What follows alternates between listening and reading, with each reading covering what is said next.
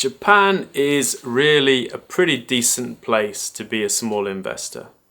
We've got online brokers that have low fees and decent ranges of products.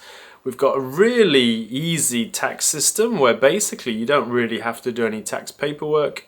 And perhaps most importantly, we've got two tax-exempt investment accounts, iDeCo and NISA. And by the end of this video, you will understand what they are, how you can use them, the benefits, the disadvantages of each, and who should be using those accounts, and more importantly, who shouldn't.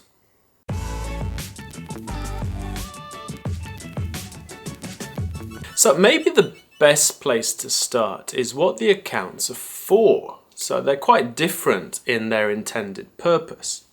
iDeCo is a self-managed pension investment account. So it's designed to help people supplement their pensions. So basically the government recognizes that Nenkin is probably not enough for most people. And iDeCo is one way of allowing people to invest so that when they reach retirement, they start getting their Nenkin. They'll also have some more funds to supplement that. NISA, on the other hand, the purpose of NISA was to get people to invest. So rather than keeping their cash in the bank or under the mattress, by giving them a tax incentive through the NISA accounts, the government hoped that more people would invest in the stock market. This would be good for Japanese companies, for the Japanese economy, and for the people who were investing. So iDeCo is to help you save and invest for retirement, and NISA is to help you invest for the future. And generally you'll want to be investing for the kind of medium to long term with NISA. I should probably mention US citizens at this point. So hopefully US citizens are aware that because of US tax laws, they don't have very many options to invest in Japan.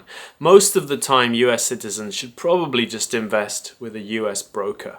Basically, US citizens should not use iDeCo, and the reason for that is because the only investments you can make in iDeCo are in mutual funds, and the IRS treats foreign mutual funds very punitively, so you want to avoid those. The only reason a US citizen might want to invest in iDeCo is if they're doing it in cash, so you can put your money into a cash fund.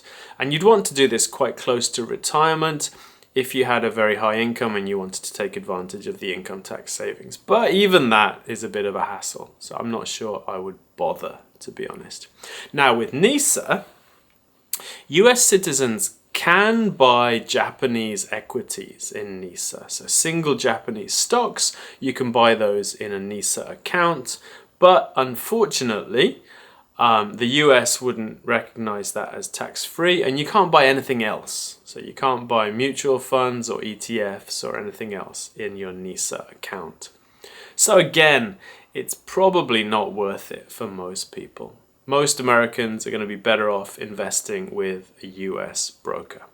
Now, let's look at the benefits of iDeCo and the benefits of NISA. And we'll start with iDeCo. So iDeCo is really beneficial in terms of taxes. What happens with iDeCo is that any money that you invest into an iDeCo account reduces your taxable income and therefore reduces the amount of income tax you have to pay, of local inhabitants tax you have to pay, probably also the amount of health insurance and pension you have to pay. So it's really beneficial to pay into iDeCo. For NISA, it's not quite as beneficial. So NISA does not affect your taxable income or your income taxes. What NISA does is it says anything you invest in the NISA account will not be taxed. So you won't have to pay dividend taxes or capital gains taxes on your gains within the account. So if you invest in an ETF and the ETF goes up, when you sell it later, there won't be any tax on the profits. And normally in Japan, capital gains and dividends are both taxed at a flat rate of 20.315%. Now, what are the drawbacks of both accounts? And iDeCo has a couple of limitations. I wouldn't say they're drawbacks per se. So with an iDeCo account, you're only allowed to put in a certain amount of money. And this is a monthly contribution. So you can't do a lump sum. You have to pay in the same amount every month. And the amount you can pay in is determined by what kind of nenkin you're paying. So if you're a public servant or a teacher and you're part of a kyosai in Japan, you pay kyosai nenkin, then you can contribute up to 12,000 yen a month to iDeCo. This is going to change at the end of next year and it will go up to 20,000 yen. But for now, you're still stuck at 12,000. If you're a normal employee, you can pay in up to 23,000 yen a month into iDeCo.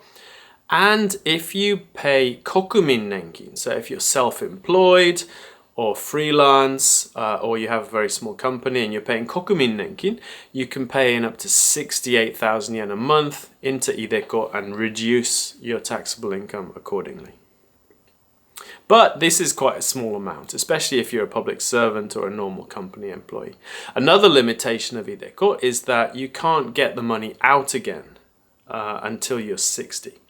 So this is designed to help you save for retirement, so you can't access the money until retirement. There are some exceptions if you're a foreign resident. So if you leave Japan as a non-Japanese person, within the first 5 years of starting your account and before you've put 250,000 yen into the account, you can cash out when you leave Japan. If you've paid in for more than 5 years or you've put in more than 250,000 yen, you can't do that. And even if you leave Japan, you have to leave your iDeCo as it is to keep growing tax-free.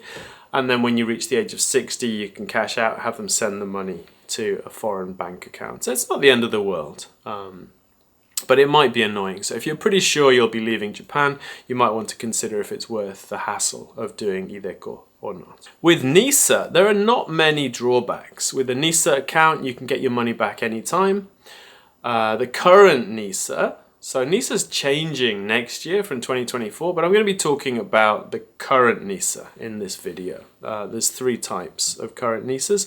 So with the current NISA, you can sell your investments anytime. So it's not locked away in any way. And depending on the type of NISA, you can either pay in whenever you want as a lump sum or break it up. That's the ordinary NISA.